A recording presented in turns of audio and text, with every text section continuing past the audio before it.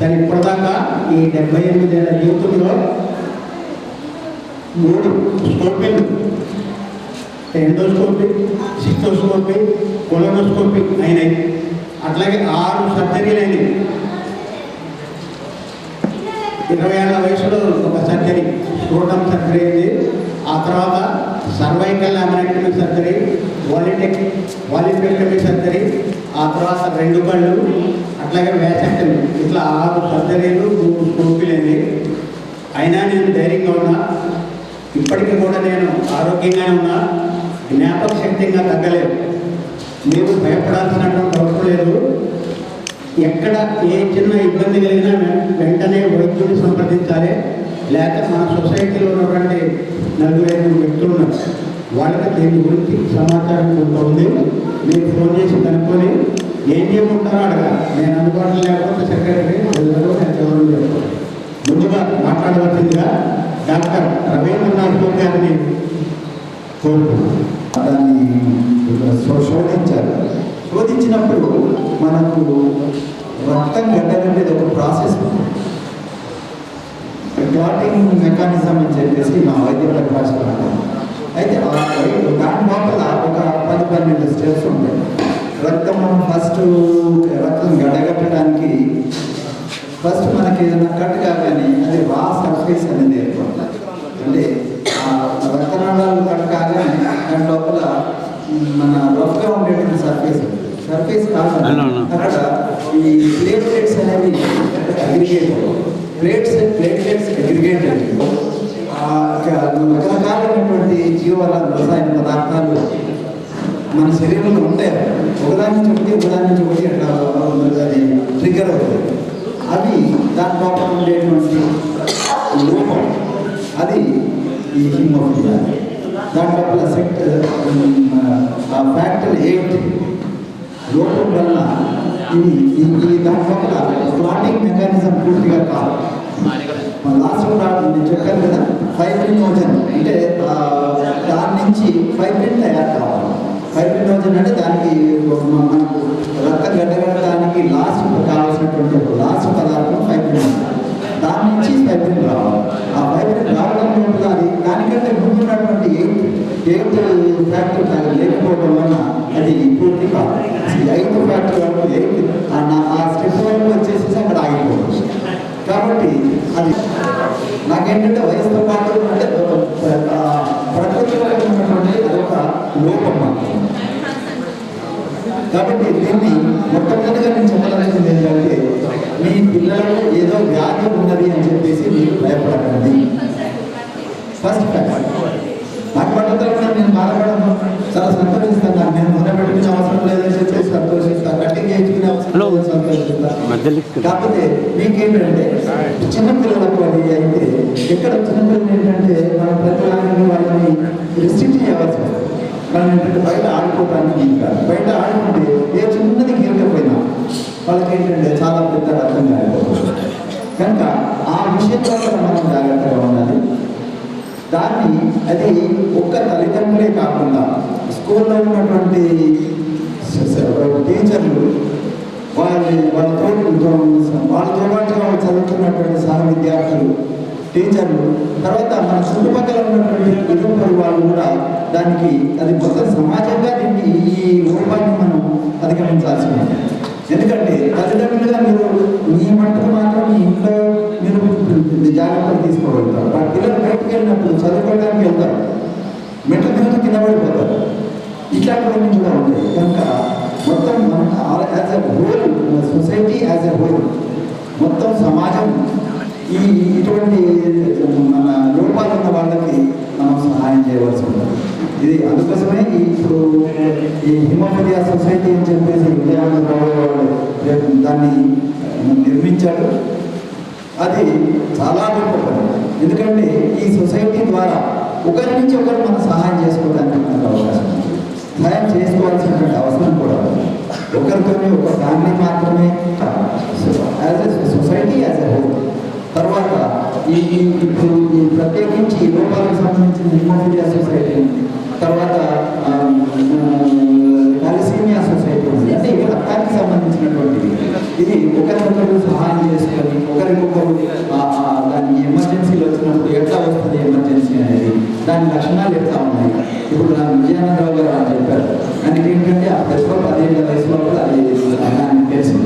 తెలిసి దానికి ఏంటంటే మొట్టమొదటి లక్షణాలు నాకు తెలుసు.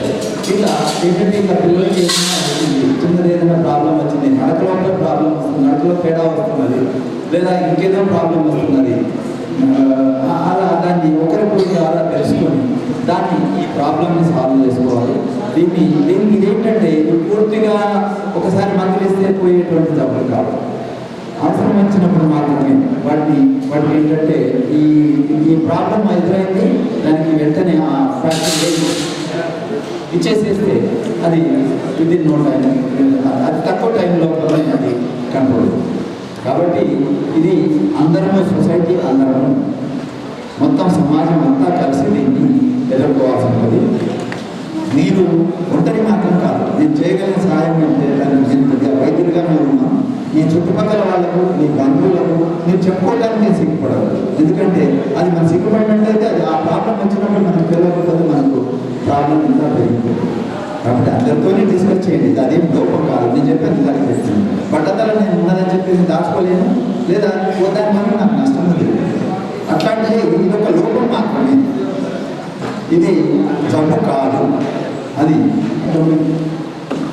ఈ 2 కారకాలు లోపిస్తే దాన్ని హిమోఫీలియా అంటారు.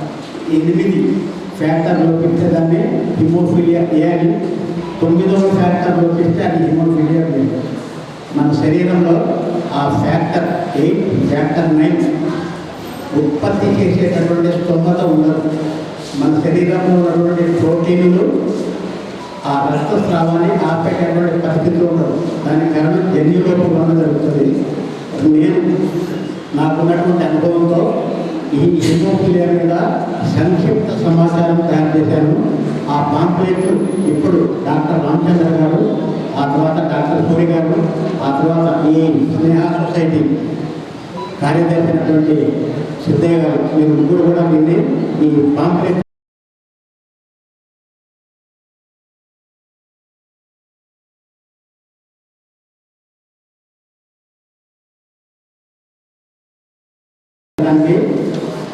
సూర్య భగవాన్ గారు ప్రింటింగ్ ప్రెస్ యజమాని వారు ఈ పాంప్లెట్ను ప్రింట్ చేసి ఇచ్చారు. తప్పు వారికి ధన్యవాదాలు తెలియజేస్తున్నాను.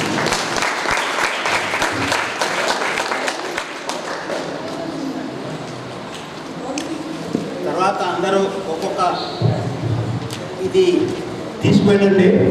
మీ ఇంటి చుట్టుపక్కల వాళ్ళు కూడా దీని గురించి తెలియదు. ఒక 2 పాంప్లెట్లు తీసుకువెళ్ళండి. ధన్యవాదాలు. ఇప్పుడు డాక్టర్ రామచంద్ర గారు ఫ్రీగా ఫ్యాక్టర్స్ ఇవ్వడం అనేది చాలా అభినందనీయ విషయం. Please give a big hand.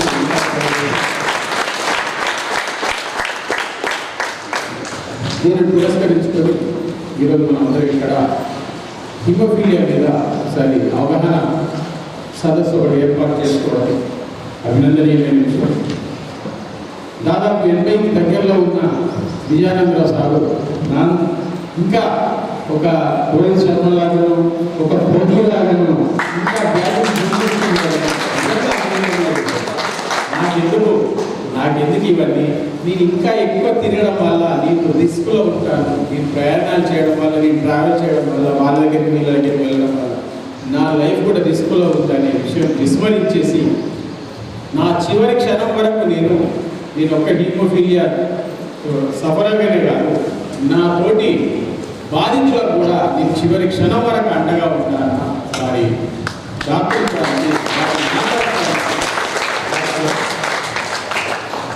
ఇక హిమోఫీలియా వ్యాధికి వస్తే ఇది జన్యుపరంగా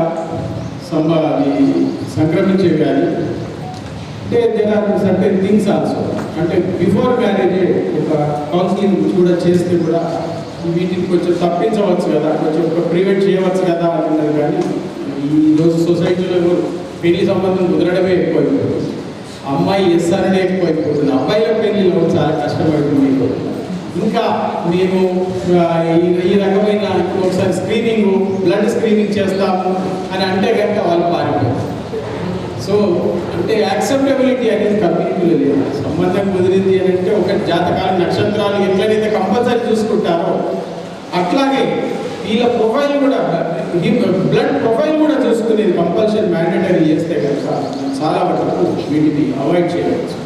అదొకటి చాలా ముఖ్యమైన విషయం. ఇంకెంతకాలం పడుతుంది ఈ సొసైటీ ఇంకెంత జాగ్రత్తగా కావడానికి, అవేర్ కావడానికి ఇంకెంత కాలం పడుతుంది? It's very difficult to predict as and మనం చూస్తున్నాం. ఈ మధ్య పిల్లలు అవుతలేదు, మగ పిల్లలు ఆత్మహత్యలకు పాల్పడుతున్నారు. అంత చాలా కష్టంగా ఉంది. ఇంకా మనం ఇట్లా కొత్త నిబంధనలు పెడుతుంటే ఇంకా కష్టం. కానీ ఆ రోజు వస్తే కనుక that is the real achievement. ఇది రావాలి అని అంటే ఎట్లా అంటే ఈ రకంగా కౌన్సిలింగ్లు, ఈ రకంగా అవగాహన సదస్సులు, అవగాహన శిబిరాలు ఇంకా పెరుగుతూ ఉండాలి. విజయానందరావు సార్ లాంటి వాళ్ళు, సిద్ధయ్య సార్ లాంటి వాళ్ళు ఇంకా ముందుకు వచ్చి ఇంకా ఇట్లాంటి వాళ్ళు ఇంకా వస్తే కనుక మనం ఆ డే మనము రీచ్ కావచ్చు. ఇక ఒకసారి వచ్చింది సికిల్ సెల్ అనీమియా కానీ, తలసీమియా కానీ ఇట్లాంటి డయాగ్నోజ్ అయింది అంటే మనం చేయగలిగేది ఏంటి అంటే వాళ్ళకు మనం అవి లేని వాళ్ళు సపోర్ట్ చేయడం, మనం మోరల్గా ధైర్యం. ఒకసారి ఒక పేషెంట్కు హిమోఫిలియా కానీ, సికిల్ సెల్ అనీమియా కానీ అంటే నాట్ జస్ట్ దట్ పేషెంట్ ఎట్లా అతలకుండా ఏదో వాళ్ళని మనం కట్టగానే పెట్టుకోవాలి. వాళ్ళని మనం మనోధైర్యం మనతో అయినంత మనోధైర్యం కల్పించి వాళ్ళు ముందుకు వెళ్ళడానికి సహకరించాలి. ఇప్పుడు ప్రభుత్వాలు ఎట్లా ఉన్నాయంటే ఈ రోజులలో అంటే ఇప్పుడు ఇంటాస్ ఫౌండేషన్ లాగా ఇంకా దాతలు ముందుకు వచ్చేసి ఫ్యాక్టర్స్ ఇట్లాంటివి ఇవ్వడానికి ముందుకు వస్తే కనుక ఏ ఒక్క ఫ్యాక్టర్ కొనడానికి కూడా పేషెంట్ బర్డెన్ కాదు. అయితే కనుక చాలా కష్టం. ఎందుకంటే ఒక్క ఫ్యాక్టర్స్ తోటే ఇది అయిపోతుంది. వాళ్ళకి రకరకాల డ్రగ్స్ కూడా ఇవ్వాల్సి వస్తుంది, వాళ్ళ పోషకాహారాలు కూడా ఇవ్వాల్సి వస్తుంది, వాళ్ళకి రాను ఖర్చులు. ఇప్పుడు అందరూ నిజామాబాద్లో ఉన్నారు, అందరు హైదరాబాద్లో, కొందరు గ్రామ స్థాయిలో ఉన్నారు. ఆ గ్రామాల నుంచి వాళ్ళు పట్టణాలకు రావాలి, ఈ ట్రీట్మెంట్ తీసుకొని పోవాలి అంటే చాలా ఆర్థిక భారం. కాబట్టి ప్రభుత్వాలకు ఇంకా ఈ ఏవైతే ఉన్నాయో ఈ ఉన్న వసతులు ఇంకా ఫెసిలిటీస్ ఇంకా క్రియేట్ చేయాల్సిన అవసరం ఈ ప్రభుత్వంకు బాధ్యత ఉంది. ప్రభుత్వం తన బాధ్యత విస్మరించకూడదు. ఏదైతే హెల్త్ కేర్ మనం చూస్తూ ఉన్నాం ఎవ్రీ ఇయర్, హెల్త్ బడ్జెట్ కనీసం 5% ఉండాలనేది ఒక 50 ఏళ్ళ నుంచి అనుకుంటున్నాం. ఇప్పటి వరకు కూడా 5% ఆఫ్ ది బడ్జెట్ అలొకేషన్ 5% ఉండదు. చాలా దురదృష్టం. ఏ రాష్ట్ర ప్రభుత్వాలు చేస్తారు, ఏ కేంద్ర ప్రభుత్వాలు చేస్తారు. చాలా దుర్మార్గమైన విషయం. పనికిమాలిన వాటికి, అడగని వాటికి మిమ్మల్ని ఎవడు ఫ్రీగా బస్ టికెట్ ఇవ్వమని అడగలేదు, బస్ టికెట్ ఇచ్చారు. మిమ్మల్ని ఎవడు ఇంకేదో చేయమని అడగలేదు, అనిపిస్తున్నారు. మిమ్మల్ని అడగని ఇస్తున్నారు. 50 సంవత్సరాల నుంచి అడుగుతున్నాయి మీరు ఇక్కడ. ఇది చాలా ప్రభుత్వాలకు బాధ్యత ఉంది, స్వచ్ఛంద సంస్థలకు బాధ్యత ఉంది, ప్రజలకు కూడా బాధ్యత. ఇవన్నీ గుర్తెరిగి మన బాధ్యత మనం నిర్వహిస్తూ ఎవరైతే హిమోఫీలియా సఫరర్స్ ఉన్నారో, వాళ్ళ కుటుంబాలు ఉన్నారో వాళ్ళందరికీ మనం వెన్నుదన్నుగా ఉండాలని విజ్ఞప్తి చేస్తాం. వైద్యులు కూడా చాలా అంశాలు చెప్పారు. ఇప్పుడు ప్రధానంగా ఈ స్నేహ సొసైటీ కార్యదర్శి నాకు శిష్యుడు, అతని సహకారం లేకపోతే మన ఇక్కడ ఉండేవాళ్ళు కాదు. మరి అతనికి నా శిష్యుడు కాబట్టి అభినందనలు తెలియజేస్తూ ఆమె ఇక్కడ నడిపెట్టుండే ఈ దివ్యాంగుల పాఠశాల, అందులో పాఠశాల మరి మానసిక వికలాంగులు, మానసిక దివ్యాంగులు వాళ్ళకి ఇక్కడ మరొకటి అక్కడ కలెక్టరేట్ దగ్గరలో నడుస్తుంది. ఈ 2 చోట్ల పాఠశాల నడుస్తూ సమాజంలో ఉన్నటువంటి అలాంటి వారికి సహకారం అందిస్తున్నారు. మరి హిమోఫీలియా బాధితులు మరి డాక్టర్ గారు చెప్పినట్టుగా సమాజంలో ఎక్కువ మంది హృద్రోగులు, లేకపోతే క్యాన్సర్ వ్యాధిగ్రస్తులు, ఇంకా మూత్రపిండాల వ్యాధిగ్రస్తులు, రకరకాలైనటువంటి వాళ్ళు చాలా ఎక్కువ మంది ఉన్నారు. కాబట్టి వాళ్ళని దృష్టిలో పెట్టుకొని అటు దేశంలో కానీ లేకపోతే రాష్ట్రంలో కానీ హాస్పిటల్స్, సూపర్ స్పెషాలిటీ హాస్పిటల్స్ ఉన్నాయి. ప్రభుత్వ హాస్పిటల్లో కూడా అవే ఉన్నాయి. హిమోఫీలియా 40,000 మందిలో ఒకరికి బి ఉంటుంది, 10,000 మందికి ఒకరికి ఏ ఉంటుంది. అంటే ఒక 2 లక్షల మందిలో 25 మంది దాకా హిమోఫీలియా వ్యక్తులు ఉంటారు. మన నిజామాబాద్ ఉమ్మడి జిల్లాలో దాదాపుగా ఎక్కడో చదివాను, దాదాపుగా 1,400 మంది ఉంటారు. నేను క్యాల్కులేట్ చేస్తే 2 లక్షల మందికి 5 మంది పుడితే అటు కామారెడ్డి, నిజామాబాద్ 2 కలిపితే దాదాపుగా ఒక 18 లక్షల మంది ఉన్నారు ప్రజలు. అంటే దాదాపుగా 350 మంది ఉండాలి. వాళ్ళకి తెలియట్లేదు.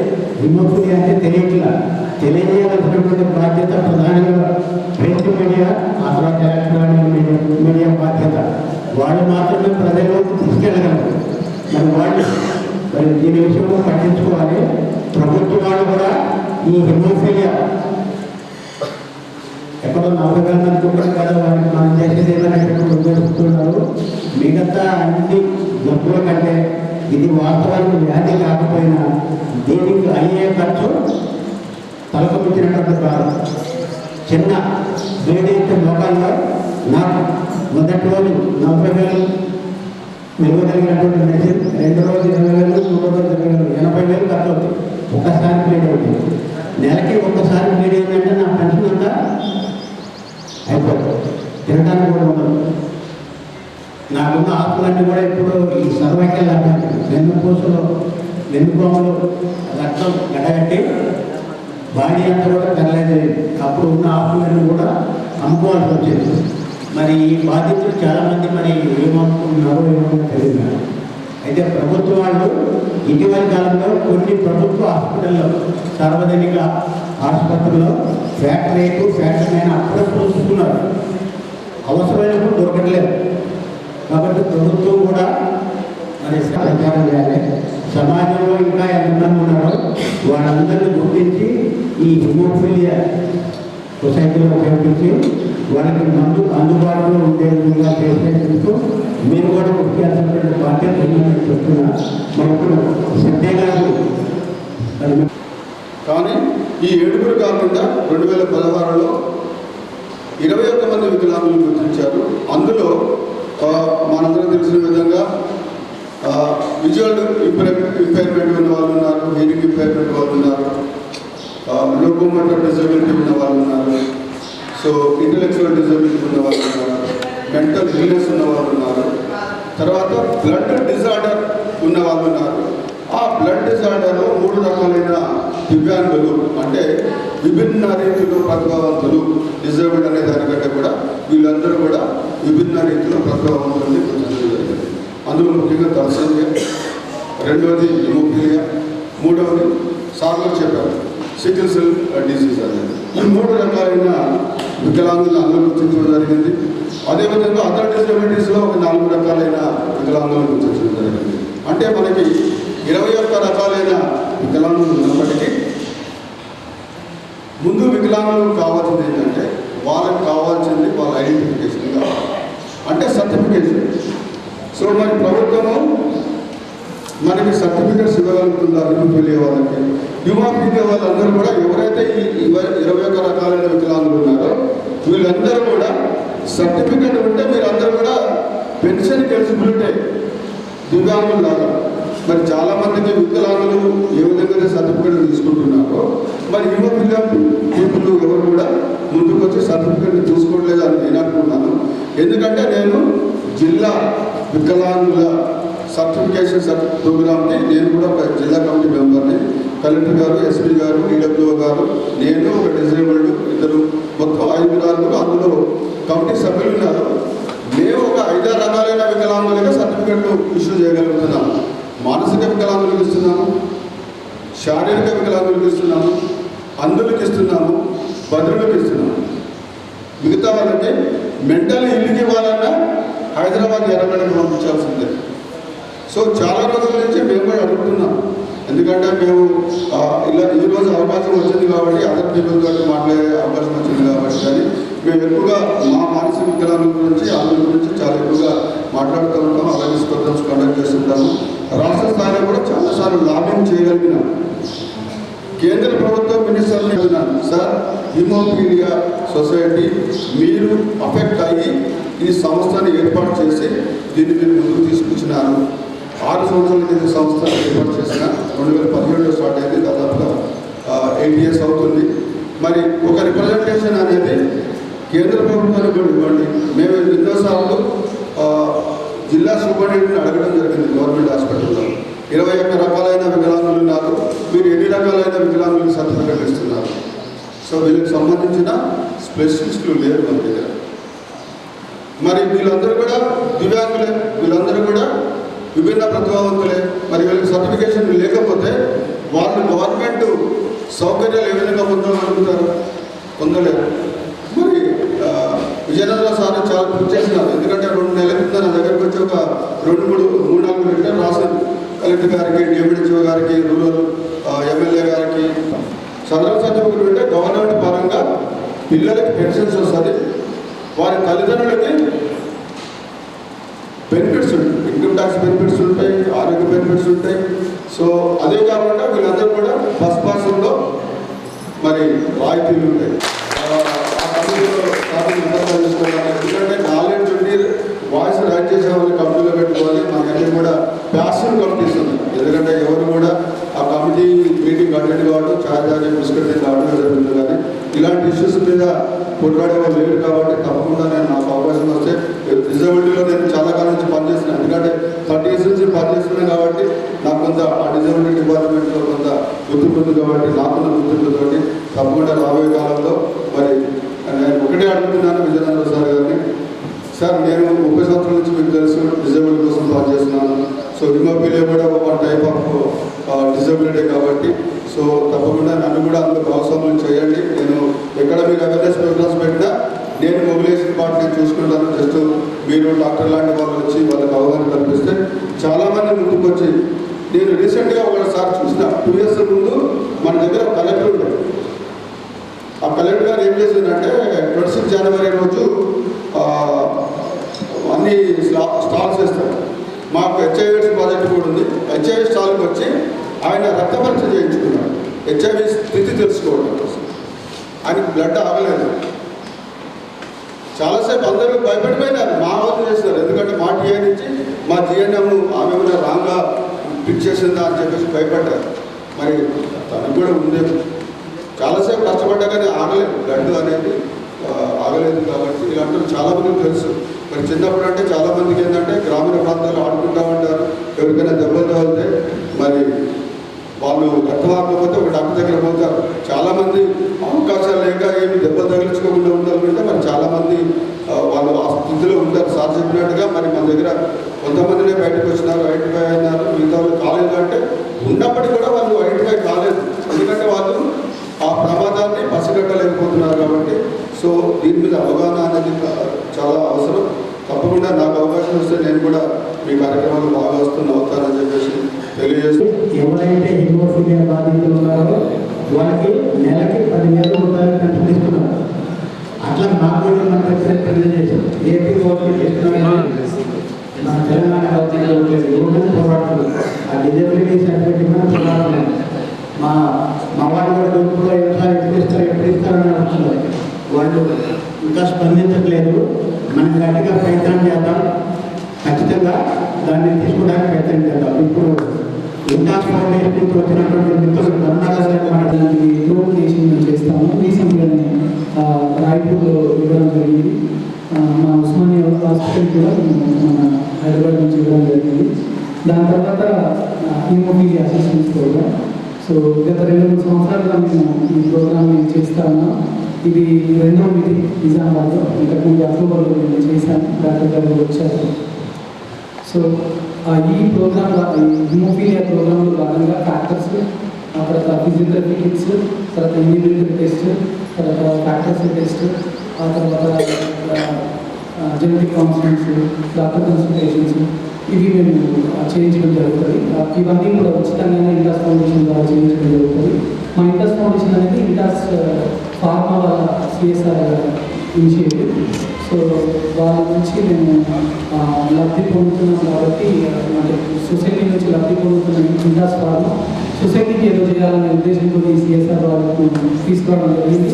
అయితే ఈ క్యాన్సర్ వాళ్ళకి వీళ్ళకే కాకుండా కొన్నిసార్లు దీర్ఘకాలిక జబ్బులు ఉంటాయి, వాటిని కూడా ఎక్స్టెండ్ చేయాలనే ఆలోచన మా మేనేజ్మెంట్ చేస్తూ ఉంది. సో వాళ్ళకు కూడా సేమ్ క్యాన్సర్కి పెట్టినట్టు ఒక హోప్ పెట్టడానికి, దాంట్లో మనం కంటిన్యూ చేయాలని కూడా ఆలోచన ఉంది. సో ఇది మా ఇంటాస్ ఫౌండేషన్. సో ఈరోజు మాకు ఈ అవకాశం కల్పించిన నిజామాబాద్ హిమోఫీలియా డాక్టర్కి నేను మనస్ఫూర్తిగా ధన్యవాదాలు తెలియజేస్తున్నాను. ముఖ్యంగా అందరికీ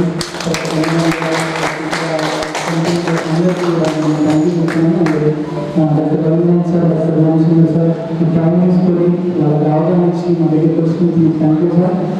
అండ్ సిద్ధయ్య సార్, సార్ ఇప్పుడే చూసాము వాళ్ళ గ్యాలరీ, చాలా బాగుంది, మీరు చేస్తున్న సేవ చాలా మంచిది. Thank you so much sir, మీ సపోర్ట్కి ప్లస్ ఈ వెన్యూకి కూడా చాలా థ్యాంక్ యూ. నేను ఒకటే ఒక విషయం చెప్పి నేను క్లోజ్ చేస్తాను. ఇందాక సార్ మాట్లాడుతూ సార్ విరాట్ కోహ్లీ, రోహిత్ శర్మ అన్నారు. క్రికెట్ ఎంతమంది తెలుసు? మీరు ఇక్కడ ఉన్నారు అన్నారు, పిల్లల కోసం ప్రోగ్రామ్ అన్నట్టు మేము ఫేస్ లేదు. క్రికెట్ ఎంతమందికి తెలుసు? క్రికెట్ ఆడతారా? Right, okay. విరాట్ కోహ్లీ తెలుసా? విరాట్ కోహ్లీ. సో ఇందాక సార్ మాట్లాడుతూ సార్ పిల్లలు మాట్లాడుతూ గవర్నమెంట్ ఏం చేయట్లేదు అని చెప్పారు. ఓకే, గవర్నమెంట్ చేస్తుందా లేదా అనేది కొంచెం సేపు పక్కన లేదు. హిమోఫీలియా వ్యాధిగ్రస్తులుగా మన మీద మన కర్తవ్యం ఏంటి? సో విరాట్ కోహ్లీ గురించి నేను ఎందుకు చెప్పానంటే రీసెంట్గా ఛాంపియన్స్ ట్రోఫీ జరిగింది తెలుసా, అందులో ఇండియా గెలిచింది. సో దానికి ముందు సెమీఫైనల్లో విరాట్ కోహ్లీ సెంచరీ చేసింది పాకిస్తాన్లో సెమీఫైనల్.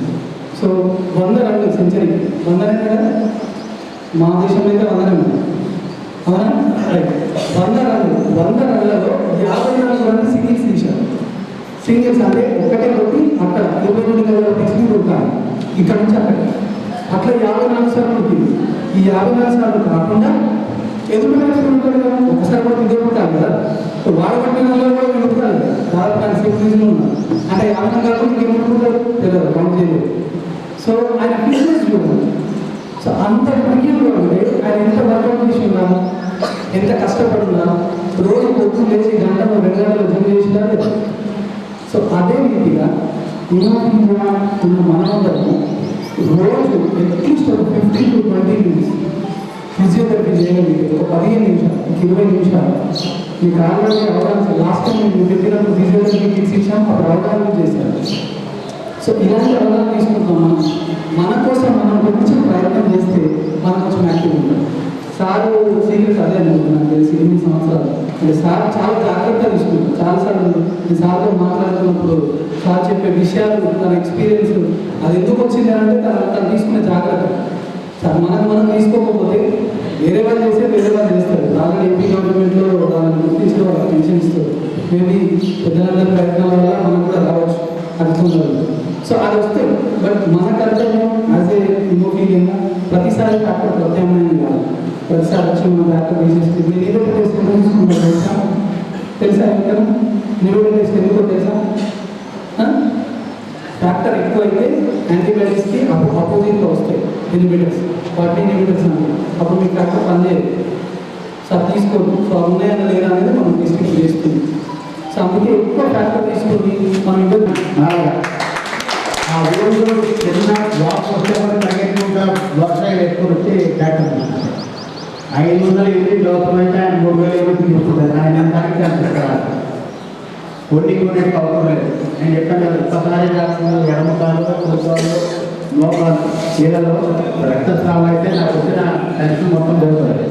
నేను హాస్పిటల్కి పోను, ఇంటి దగ్గరే 4 రకాలైనటువంటి పద్ధతులు ఉంటాయి. డాక్టర్ గారు ఐసి ఫస్ట్ రెస్ట్ తీసుకుంటా, కంప్రెషన్, ఈ ట్రిప్లెంట్ కొట్టాలి.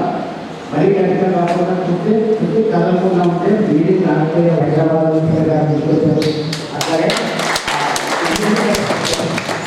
వాటితో పోరాటం 500 యూనిట్లతో తగ్గాల్సినటువంటి మన బ్లీడింగ్ 5000 ఇచ్చినా తగ్గదు. ఆ లాభం తగ్గుతుంది. మరి కరుణాకర్ గారికి అట్లాగే మనకి పెర్మిషన్స్ ఇచ్చి ఇది